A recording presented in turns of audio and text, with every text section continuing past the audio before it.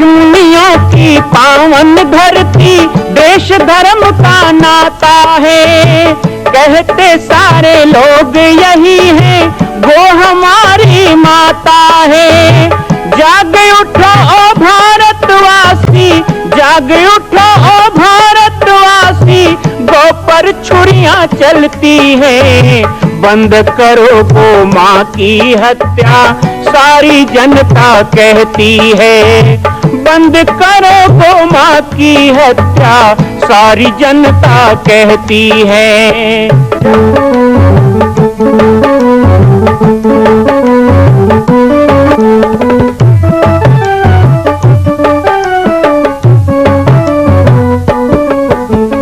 जगह जगह पर बूचड़ खाना, लाखों गौएं कटती हैं।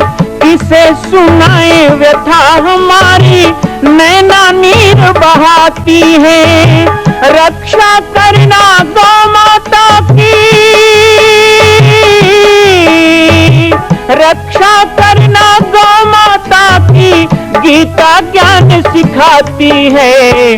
बंद करो गौ माँ की हत्या, सारी जनता कहती है। बंद करो गौ माँ की हत्या, सारी जनता कहती है।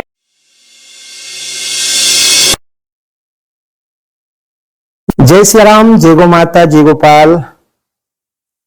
आज सर्वसिद्ध शक्तिपीठ श्री जामड़ी पाटेश्वर धाम से मुझे आप सबके सम्मुख कुछ विषय रखने के लिए आना पड़ा।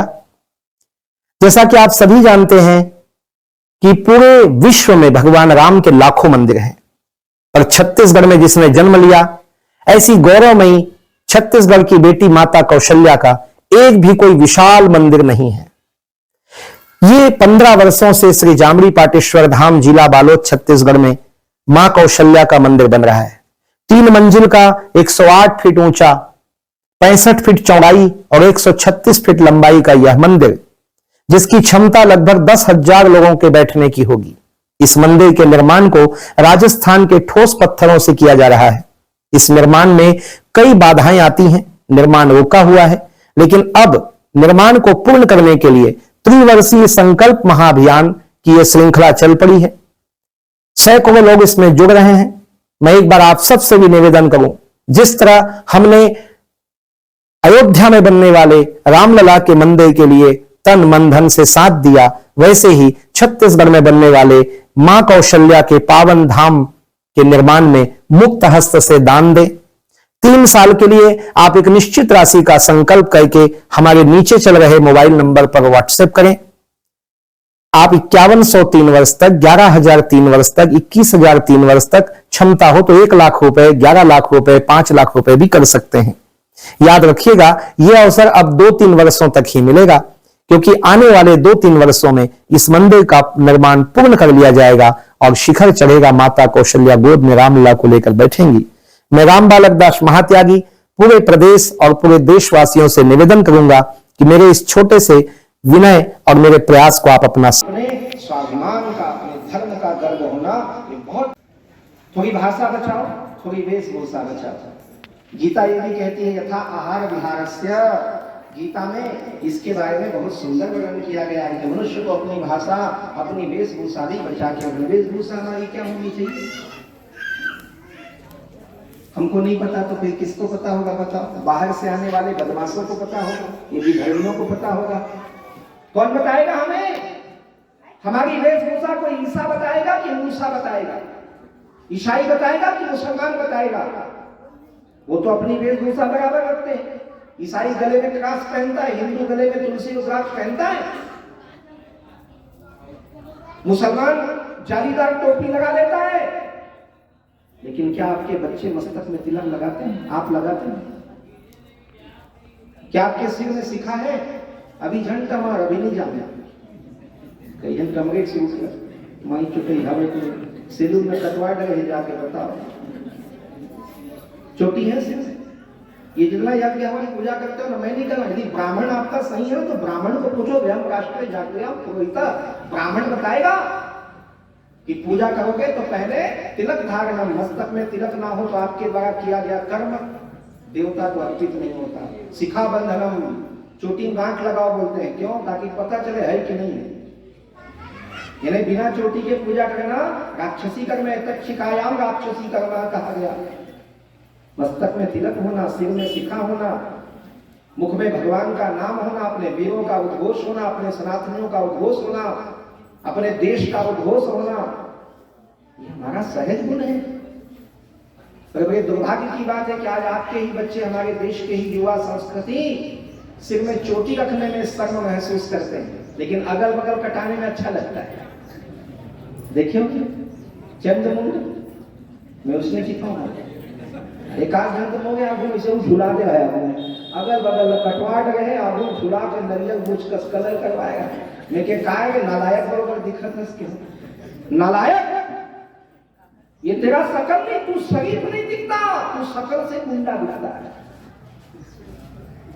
यदि एक सुहागन स्त्री मस्तक में बिंदी लगाती है, क्षमा करना लेकिन आजकल माताएं भी आगा तिरछा लगा रही है, लेकिन ठीक ठाक हो, कहीं तो सांप बिच्छी वाला नहीं लगाते पर लगाती तो माता सुहागन मस्तक में बिंदी लगाती है, मांग में सिंदूर लगाती है, गले में मंगलसूत्र पहनती है। एक मेरी बहन ने कहा कि नौकरी पेशा वाली हूँ, जब ऑफिस जाती हूँ तो सब कुछ निकालना पड़ता है। तो मैंने कहा बेटी एक बात बता, ये तू भारत की स्त्री है, तेरे पति पे संकट आए तो तू सत्यवान के साथ यमलोक तक पहुंच जाती है। आज पैसे के लिए तूने मंगलसूत्र उतार दिया, ये तेरी परंपरा नहीं है मेरी बेटी। थोड़ी वेशभूषा चीज मर्यादा में है। और तीसरा भोजन है। पहले भाषा तो बचना चाहिए, अच्छी भाषा बोलो ना भाई, हिंदी है हिंदी बोलो। छत्तीसगढ़ी मैं बीच बीच में छत्तीसगढ़ी बोलता हूँ, तुम्हारा बेकार लगे थे क्या? मैं कहीं बात नहीं बोला भाई, मेरी मातृभूमि है ना, मैं छत्तीसगढ़ का हूं ना, ये मैं ही तो बोलूंगा ना, कोई यूपी बिहार से आने वाला बोलेगा क्या? कि जननी जन्म भविष्य स्वर्गादपि गरीयसी, इसलिए कहा गया कि मेरी भाषा में तोते भी राम राम जब कहते हैं। हिंदी ऐसी भाषा जिसमें सुधा स्रोत सब बहते हैं, सब कुछ छोड़ सकता हूं, अपनी भाषा ना छोड़ूंगा। अरे हिंदी तो मेरी माँ है, माँ से नाता कैसे तोड़ूंगा? ये हमारी भाषा का स्वाभिमान हमारे भीतर होना चाहिए, अपनी वेशभूषा का मर्यादा का ध्यान हमारे भीतर होना चाहिए। और साथ ही साथ अपने भोजन को पवित्र रखना चाहिए। भोजन के लिए बता ही दिया, पंचगव्य खाओ, मांस मदिरा नशा व्यसन का त्याग करो। समय ज्यादा नहीं है, नहीं तो थोड़ा बहुत और इस विषय में सुनाया जाता। कुछ बाल संस्कार की बातें भी आज मुझे कहनी थी, लेकिन मैं इतना ही कहना चाहूंगा कि शाश्वत गीता ज्ञान क्या है। तो भगवान कृष्ण कहते हैं, एक शब्द को याद कर लो, योग कर्म सुकौशलम। जो व्यक्ति कर्म से ढीला हो वो योगी नहीं हो सकता। कई लोग समझते हैं काम के डर में बन गए बाबा, है ना, बाबा जी के पास कोई काम नहीं। चलो हमारे साथ 4 जगह रहोगे ना, जुड़ीता बुखार हो जाएगा। 18 घंटे सफर करोगे और एक दिन में 6 जगह सभा करूंगा, रात को 1 बजे कहीं खाने को मिलेगा और 3 दिन बाद सोने को मिलेगा। ऐसे नहीं होता संत जीवन। बड़ा ये कोई भीख मांगने वालों की बात अलग है, लेकिन मैं अपनी योगी जीवन जो होता है ना, बड़ा कठिन, बड़ा संयमी होता है। अभी हमने 22 साल से भोजन नहीं किया, आपको कहीं लग रहा है भोजन नहीं किए? अभी आए तो हमारे समिति वाले भैया काजू बादाम सेव कल सब लाए, स्वागत में। हमने कहा भैया हम तो रोज ही खाते हैं, तुम्हारा आज एकादशी होगा, हमारा तो 22 साल हो गया एकादशी, अभी 2 साल और चलेगा। क्योंकि सन 2002 में जब माँ कौशल्या धाम की नींव खुदाई हुई, तब हमारे गुरुदेव ने कहा कि त्याग के बिना कुछ संभव नहीं है, कुछ तो त्याग है। आज कई लोग गया जाते हैं, वहां गए थे, कहा छोड़ के आए, तो जो चीज पसंद है उसको छोड़ देते हैं, है ना। कई लोग अभी यहाँ बैठे हो गए, छोड़े हो गए कुछ। हम वहां गए देला छोड़े, काला छोड़े, आज हम बताओ तो कुंदरू नहीं खा, और कल बिना मरना नहीं है, जीते बोलते वही छोड़ो। दाग भात का छोड़ तब मानू है, दाग भात का छोड़। तो हमने कहा जब तक माँ कौशल्या का ये दिव्य धाम नहीं बनेगा, जब तक हमारी बेटी राजरानी कौशल्या स्वर्ण सिंहासन पे विराजमान नहीं होगी, छत्तीसगढ़ के धरा धाम में जब तक ये 25 करोड़ का तीर्थ बन के तैयार नहीं होगा, हम भोजन नहीं करेंगे। 2 साल और नहीं करेंगे, 2026 में तो स्थापना हो जाएगा, उसके बाद तो खूब दाल भात खाना है, भोजन करना है। लेकिन मैं आपको पूछूं, क्या संयम से किसी का बिगड़ा है? संयम से नहीं बिगड़ता। कम खाने से कोई नहीं मरता, ज्यादा खा के लोग जीवन में मरते हैं। इसलिए भोजन गलत मत करो, उपवास करो, व्रत करो, नियम करो, संयम करो, अपने जीभ पर काबू रखो।